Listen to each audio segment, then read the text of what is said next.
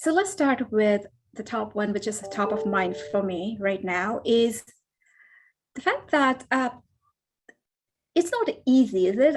Because it takes so much courage to speak up, especially we're talking about an environment which isn't friendly to women of color, or Black women especially.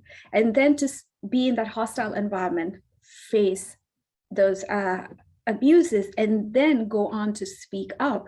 So can you walk us through your mental and emotional journey? Like what led up to you speaking up? Yeah, thank you so much, Mia, and thank you also for the lengthy introduction. What you said earlier, no shilling, and this being about the work is my entire ethos, and I know that's also the ethos of you and all of the other speakers that you've had today. And I've got to give my own shout out to Dr. Gebru for launching Dare Today, because I mean, over the last year, just everything that she's been through, much of it, 99% of it, has not been in the public eye, speaks to exactly what you were just saying, that as women, as Black women, we're already in an industry that is incredibly hostile to us. It's not just a difficult place to work. Our workplaces are actively hostile to us. And much of that doesn't even rise to the level that we then decide to torpedo our careers by speaking up about it. Much of it we just take on every single day.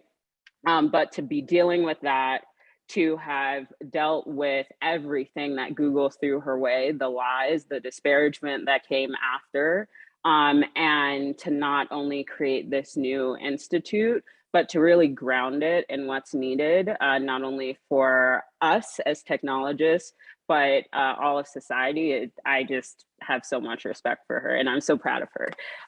But as a long way of answering your question, for me, a big part of it has been a lack of fear, I think, that came from a personal tragedy. My mom passed away my sophomore year of college. And that was incredibly difficult for me. We were really, really close. And since then, I mean, not that I've ever really been afraid of things or people, but since then, I really don't have anything to be afraid of. The worst has happened to me personally. And so then looking at the situation that I was in at Pinterest, trying to speak up about what was going on while I was there, using all of the channels that were available to me, all of the channels we're told as workers we should be using, while also being the public face of the work that I was leading there on health misinformation and a number of other issues. There was no other option. After I was pushed out, I had to talk about what was going on. I had to do what I could beyond just the talking to actually get things changed. And the last week has been a big one, with not only what you mentioned and the bill being signed, but also Pinterest recently settled a shareholder lawsuit that came as a result of me, Erica, Francoise, and others speaking up. So there have been actual tangible changes that have come as a result. And that has been my goal from the beginning.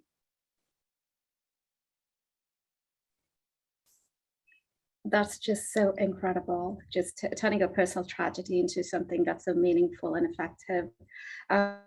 So for folks who don't, we have a lot of new folks who are joining here today.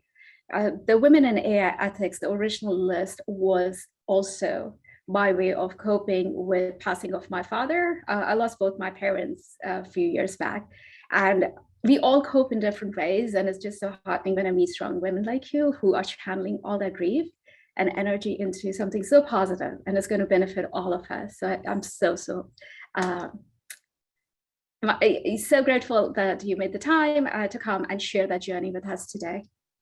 So speaking of the Silence No More Act that Governor Newsom signed recently, you've been the catalyst for it. You're also the co-sponsor. Can you walk us through how did that come about, and who were the other people who were involved in this journey with you?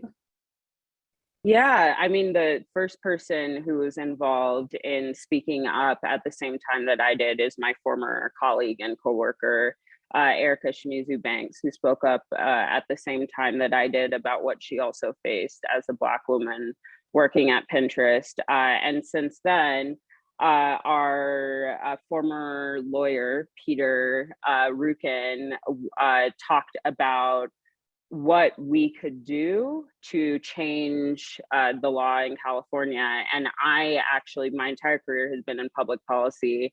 I worked on the public policy teams at Google and then at Facebook and then at Pinterest. That was the team I was on within legal.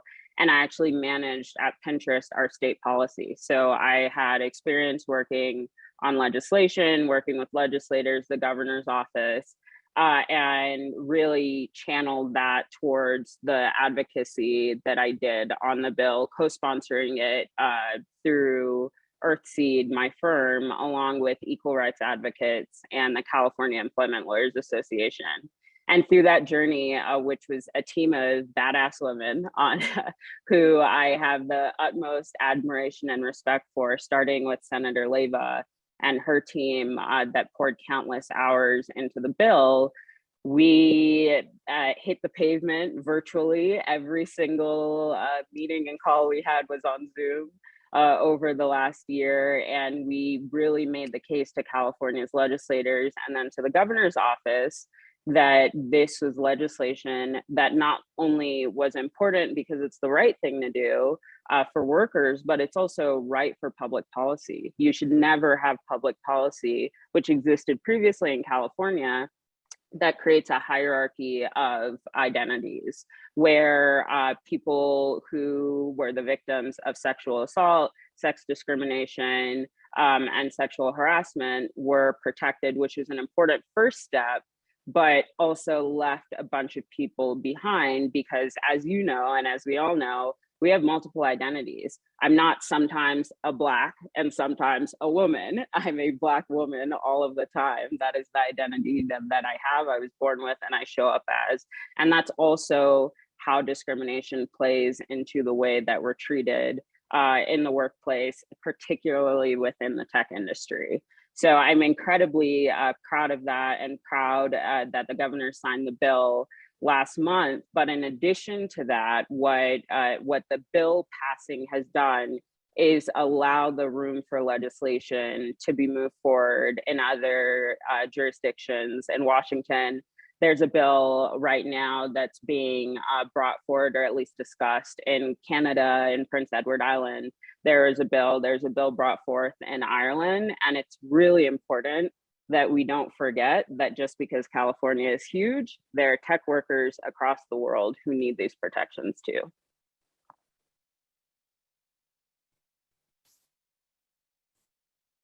Absolutely.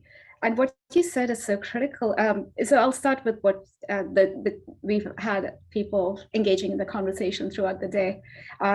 And some mentioned that we're not a lawyer, we are not like a policymaker, can we make the time and such? And I feel like even if we show up for the work that you're doing, even if we can take that model and say, okay, can we replicate it other places? I feel like we've already made so much progress, right?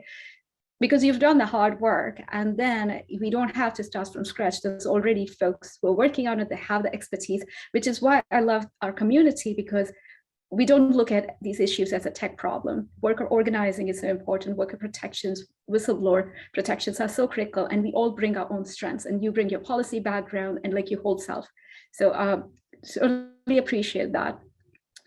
So we talked about you've got this bill passed, and you also have published this resource, the Tech Workers Handbook. We talked about how when Dr. Gebru went through this whole challenges, there wasn't a resource available. So at what point did you decide, okay, this is needed? Was it then when you and her had the conversation? Was it later? Like, how did this powerful resource come to life? We actually were connected, and she just said in the chat, we were connected before or after I had already started working on the handbook, but before the handbook was out. And we were connected because someone who knew that I was working on the handbook, and I was doing the research at that point for the handbook and figuring out the organizations that I would work with, then tagged me in a tweet that she had made asking whether anyone was working on protections for AI researchers. And then we had a conversation, and that conversation that we had happened and correct me if I'm wrong, like a day or 2 days before Google eventually fired her. So it was just crazy, the timing, and crazy that we were able to connect at such a crucial time for her and such a frightening time.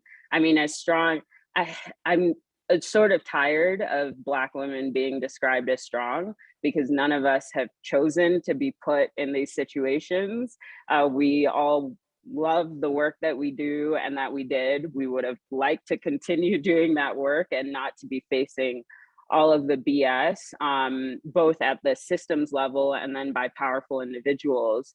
So it was incredible that we were able to link, because while I was working on the handbook and also speaking with her and working with her through what she was experiencing, I was able to do gut checks and make sure that I'm actually including the information in the handbook and working with partners on the handbook who are also including content that's actually going to be helpful for workers. And an important thing to say about the Tech Worker Handbook, and this is on the homepage of the site too, where I explain the ethos behind it and that of all of the partners I worked with, is that it's for all tech workers, whether you're an AI researcher, whether you're an engineer, public policy, whether you're on the babysitting team at Google, whether you're culinary staff.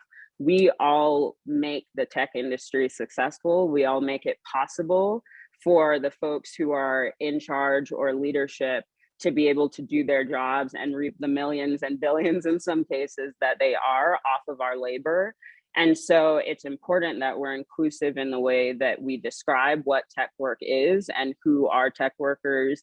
And we're also thinking about the needs that folks have. Most people, one of the reasons why I organized it the way I did and had organizations with experience and years more of experience than I do on any of these topics contribute to it, is people don't know how to reach out to lawyers. People don't know how to have what feels like a fair conversation with a reporter. People don't know how to secure themselves when they're working for surveillance companies. And so it's all information that isn't new, but just hadn't been collected anywhere in a way that was accessible and then free to access for people.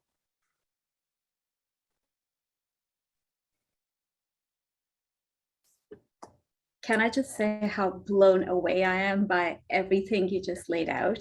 It's just incredible. One is the whole journey and how you came about it. It's such a powerful resource because you're right. For a lot of folks, and especially what you said, it's so critical. We didn't ask for this, right? You get trusted into these positions and you have a choice. Either you do something or you don't do anything. And you've chosen to do something about it. And what you said about strong women, it's strong is when you're strong, when the only option, like there is no other option, you have to be strong. And with our personal tragedies, I got to a point I had 0 F's left to give, which really propels us forward, because if you think about it, I always ask people, like, what is your legacy? What do you want to leave behind in the world? And the work that you're doing is your legacy. And I am hopeful after this conversation, folks get inspired and join that, and they create their own legacy and build on the work that you've been doing. So one trend, and I won't qualify it, but there's a trend we've noticed, right? The people who are speaking up. So there's a tech wall that's been built by, at least the credit has been given to the white men for building, right? But then all the whistleblowers are all women. So maybe I'm answering my own question, but because they are in the most precarious positions. Like you said, Black women are in the most precarious positions, and they continue to speak up. Do you feel it's because we are at this inflection point and everybody's had enough, or are there more organizations, like, for example, Frances Hogan had the support from the Omidyar Foundation and what have you, like Luminate, for example? Are they getting more support? It's more acceptable? Like, what are you seeing? Like, why this flurry and we're seeing about whistleblower, which is a good thing, but I was trying to figure out why this time? Why is this time? Why this time? Let me just leave it at that. Yeah. Yeah, I've gotten this question a number of times, and I think it comes down to a few different things. The first, I think, is that the media in general is a bit more savvy in knowing how to report on whistleblowers in a respectful way. And that's not across the board. There are certainly missteps all of the time, but there is more of a respect for those who are whistleblowing, who are sharing information that's in the public interest. And so I think the coverage is different and it's better. So that's one thing. I think another thing is that there is a bit more support, but I wouldn't say that support is equal across women. This is another thing that I think is important to say, and some think that it's divisive to say. But as a Black woman, I can speak to my own experience. I have not been supported in the way that white women are often supported, whether it's in the workplace or now as someone who has been labeled a whistleblower in this space either. And that's the case for organizations and who they choose to work with, who they choose to highlight. That's the same for media coverage and who is chosen to be highlighted. I had an interesting conversation with someone the other day where they essentially tried to say that now that my work has been covered, that I have something that they refer to as press privilege, which and equated that to them being a white woman and having white privilege. I thought it was a fascinating thing to say, pretty shocking to hear and to be on the receiving end as.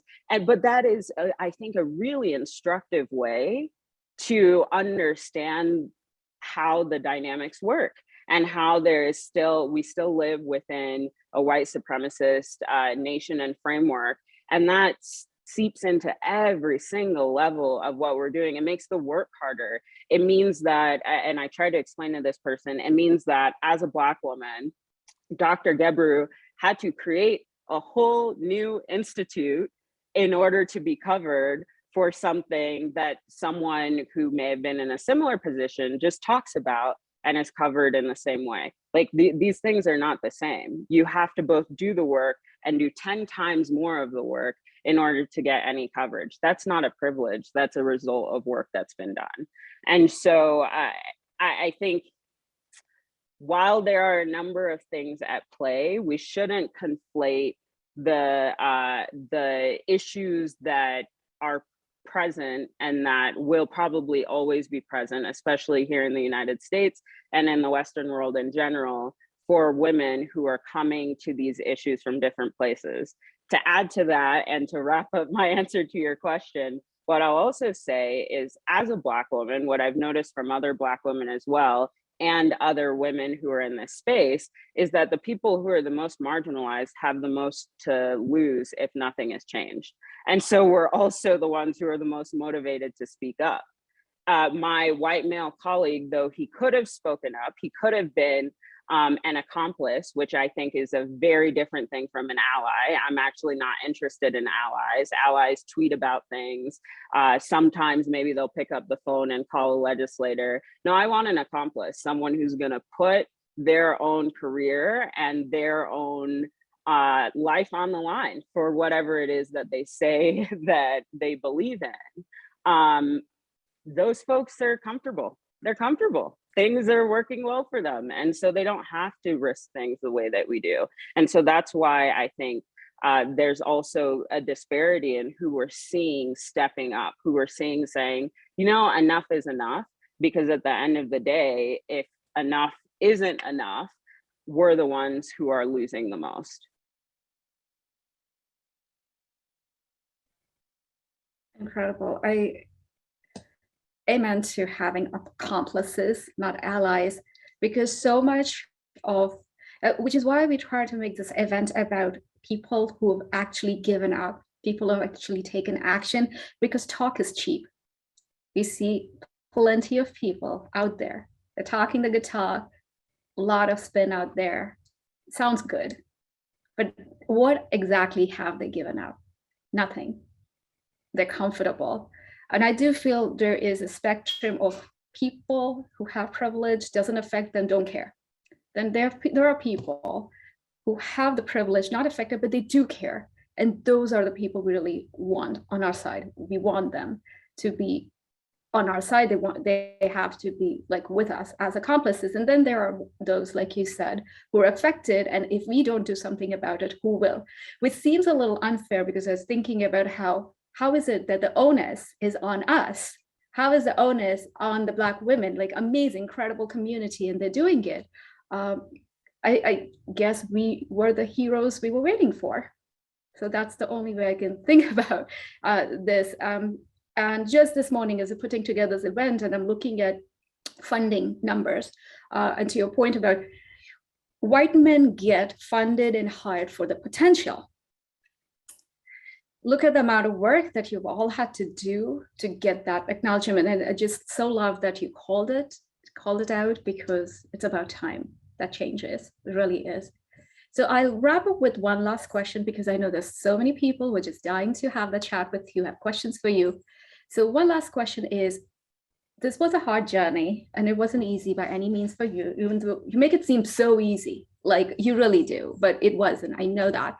But if you had to do this all over again, what would you change, if anything? Is there something you would have done differently? Honestly, I don't think so. Because the decisions that I've made, not everyone has been happy with, and that's okay. That's life. But have been made honestly. And so I wouldn't do anything differently. I wish some of the outcomes had been different, especially with some interpersonal things. But I tweeted the other day, movement work is complicated because people are complicated, and we're part of all of it. And so, no, I don't have regrets about how things have gone.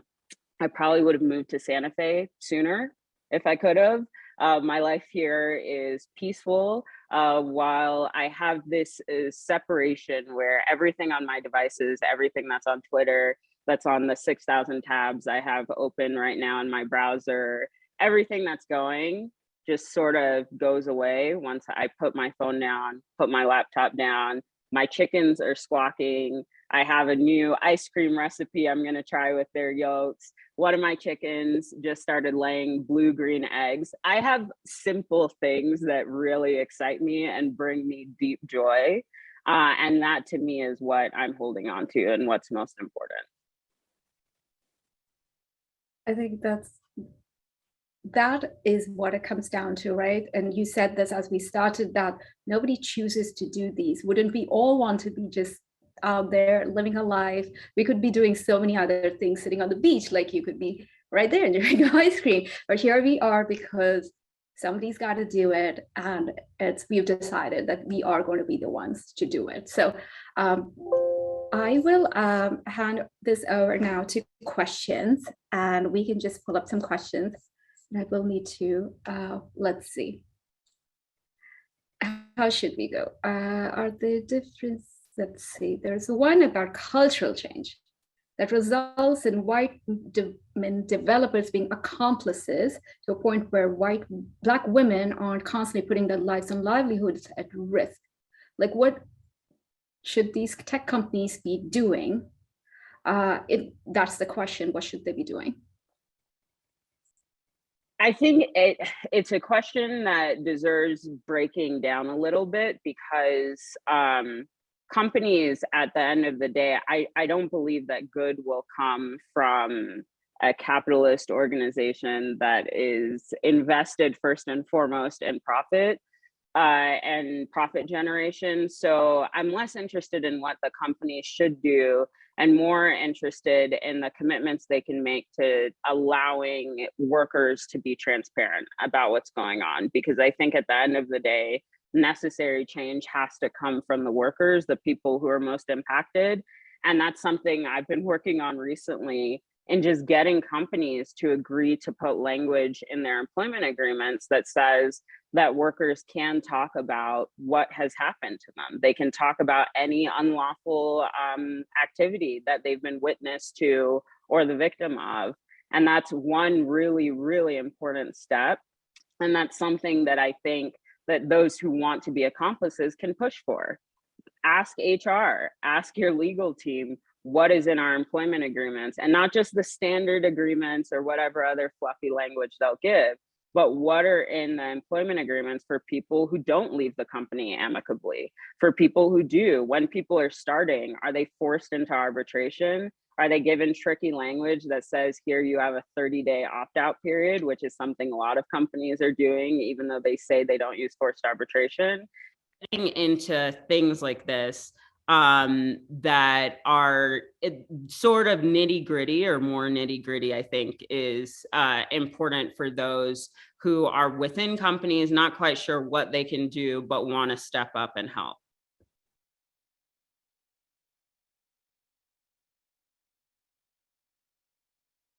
Okay, I had to move. I'm actually working out of a hotel room in New York, long story. But the next question is, how do we figure out who we can trust in these spaces where the systems are designed to be violent, exploitative, erase certain people's existence in a virtual, cultural, and physical sense? It's a very, I think, good question. It's hard to tell, isn't it, sometimes? Yeah, it's heavy. And I think what's most important is trusting yourself, honestly. And I know that sounds sort of trite or hokey, like if you trust yourself, you'll be okay. Not that you'll be okay, but I think at the end of the day, if you trust yourself and you trust yourself, meaning you can be honest both with yourself and others, it's actually okay if you end up screwed over by someone, because at the end of the day, as long as you feel like you can answer to the way that you have behaved, the way that you've treated others, that's what's most important. So I don't focus as much on who you can and can't trust, because the work needs to be done, and that's what should be the focus all of the time. And an answer both to this and some of the other things that I've been thinking about through this conversation is there's no playbook. There's no right way to do this. There's no wrong way to do it. I try to emphasize that in the handbook and across the different sections of the handbook, that there's no guide, there's no how to. You figure out a need, you figure out what your skills are, how they can plug in, and then you just start doing things. Not everything is going to work, not everything is going to stick, but you just do it. Agreed. I always believe that you can only make decisions based on the data you have, because if you already knew what you know now, like that we didn't in hindsight, everything makes so much more sense, and you say, oh, good, but you didn't know what you didn't know then. So completely agree. So one question is, do you advise governments on creating more meaningful labor law protections for tech workers? This is from Chabani. That's a great question. And I guess, I mean, I provided advice to legislators, but what I think is more valuable than the advice is actually just getting right into working on legislation. Whether it's Congress or whether it's state legislatures, they can talk and talk and talk themselves to death. They'll be discussing and doing hearings on and doing X, Y, and Z study on a bill when someone could just draft it. You find an organization, you draft it, and then see how far it goes. Not everything is going to go through, not everything will become law, but it's so much more productive, I think, to actually get something down, introduce it, push it forward, see what the objections are, see who's on board, and then iterate based on that versus having a million unnecessary and unhelpful hearings. I mean, just thinking about the hearings we've had in Congress on tech accountability, when how many actual bills have moved through? What change is tangible that we can hold on to? Hearing notes are not tangible change to me. Completely agree. Well said. So there was a question around complacent positions, like we talked about, and this theme has been emergent throughout our conversations today, is people who should care, or people who have nothing to lose are not going to care. So there's a thing like about complacency, whether or not, if you're privileged, you're complacent. Have you encountered anything in your experience with the tech sector that seem to shift those with privilege in the direction where it's away from the default position, and for like nudge them to take action. Paraphrasing. Yeah, I mean, I'm sure there are examples of it. Nudging to me, for me to spend my energy trying to nudge someone who's in a position of privilege to maybe care about something that impacts my life is just not a good use of my time. I like forcing consequences. I don't like promises. I don't like nudging, but I do like consequences. And so that's one of the things that I think legislation brings, I think lawsuits bring, I think shareholder actions bring. I think equipping people with the tools so that they can speak up for themselves and bring the transparency that then maybe brings accountability is important. And so that's where my energy has been focused. But I'm sure what would be more helpful actually is for those who are privileged and get it and accomplices to then nudge their friends and their family too, because we're also not part of all of those conversations. I'm not at Thanksgiving or at Christmas or at Hanukkah or whatever dinner with your family members who are the people who are in positions of privilege and power and who are saying what they really think about the Black and brown women who they work with. I couldn't agree more. It is not up to us or the communities that's being exploited or oppressed to be making that. It should be up to the privileged folks to be nudging other privileged folks to shift that default. So there are so many questions. One is about ethical limitations that you've seen from profit maximizing companies. Is a just work environment possible within a profit maximization structure like capital? Yeah, I mean, there's no conscious consumption under capitalism, so no, in a very, very short answer.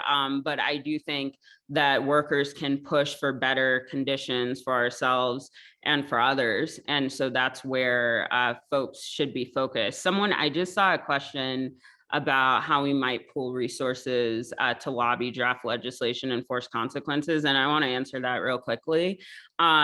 It is a different process everywhere. It's a different process at the state level, at the local level, at the federal level.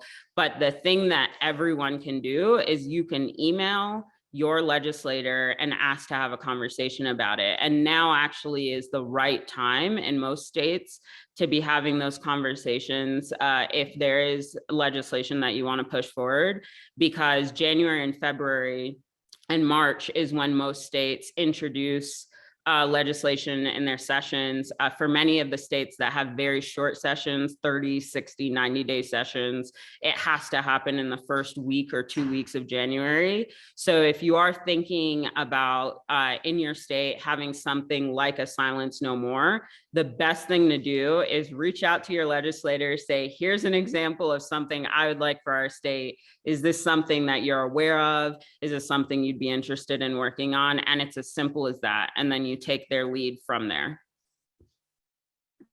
Excellent, because this is so important for folks who are not in that space, who don't work in that on a regular basis. It's so very helpful. We did have Jennifer Lee from ACLU Washington today.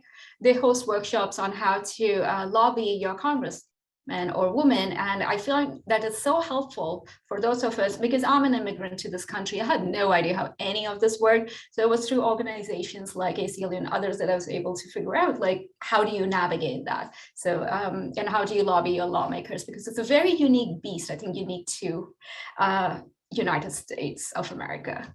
Oh, it is. And one thing that I think I'll say, just being very practical, I think it's so important to reach out to your member of Congress all of the time. I don't think jack shit is going to get done until after the midterms. So basically just wipe off this next year, even though we're still paying our taxes, still paying their salaries. I don't think they're going to do anything useful over the next year. So I would focus on states.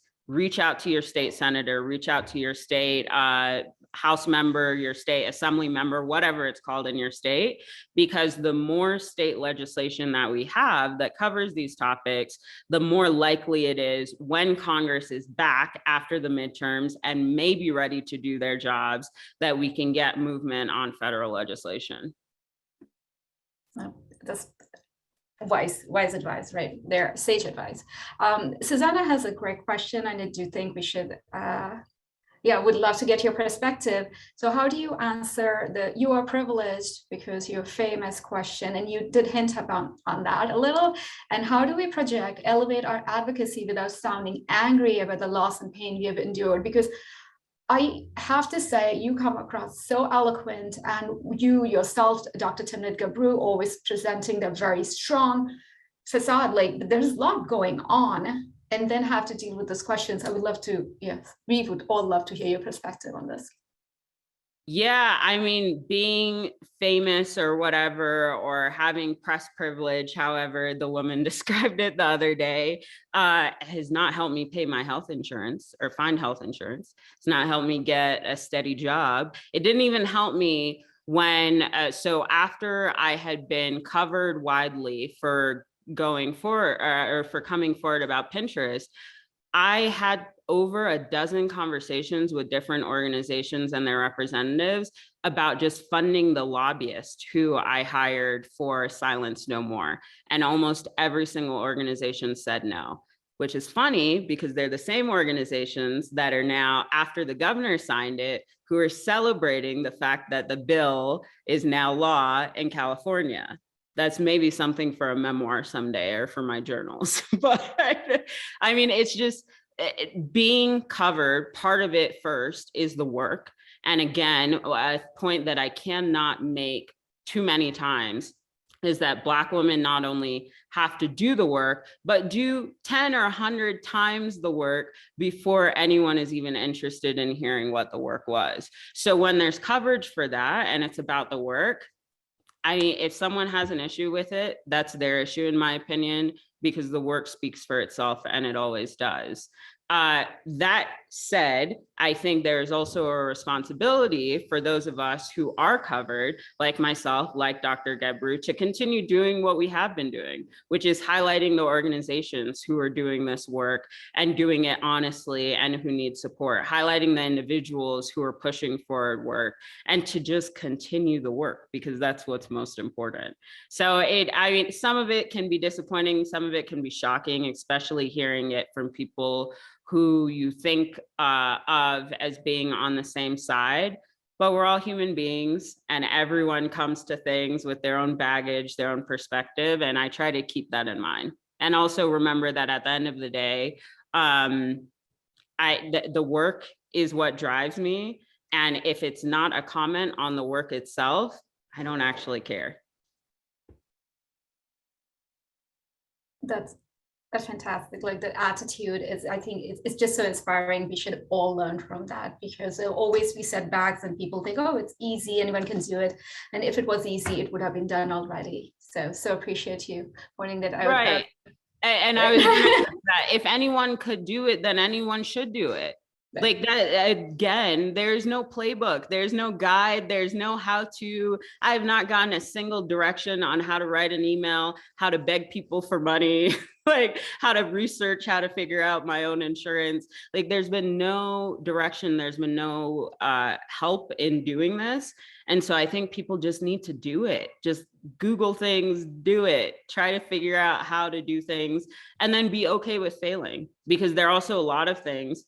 I remember one of the conversations I had the first time asking someone for money, and it wasn't money for me, it's for the woman who I hired in Sacramento, who's incredible to be the lobbyist for the bill, and begging an organization that I knew has like a multi-million-dollar budget for $12,000, and then being told, no thanks.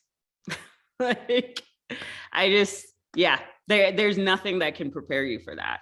There's no guide for that at all. But had to say, okay, on to the next. Let's just get this done. Wow. It's incredible, because it looks so good though, right? To everyone on the outside. It's like the press and the glamour and the glitz and success, like they say, has 100 like friends or something, and failure is always an orphan or something like that. But just goes to show, I grew up dirt poor. I had no money, and I always found that people always give, they will never give you money when you're poor. Once you got the money, you got the success, everything, yeah, take my money, because now they want to be associated with you, which is why I still so appreciate everything that you're doing, that because we get, it's so much admiration for you. I cannot even, I'm speechless. All that you've achieved, all these you've done, and it's always with this grace. And I see the same with Dr. Tim and Gabriel, how you all lead the way, you never complain, you get stuff done, and then, and it just like, wow, and it's such an inspiration. So thank you so much again for sharing your journey, just being here and being you, and doing so much, because we are not a feminist organization. We don't bring women here. We bring women here who are saving humanity. You're doing work for everyone. You're not just saying, I'll just do this for my own, like a lot of folks do, but you're saying, I'm going to do this. I'll do this for everyone. And that is, I feel in the end, that's what's going to save us. Thank you for all that you do, and thank you for joining us.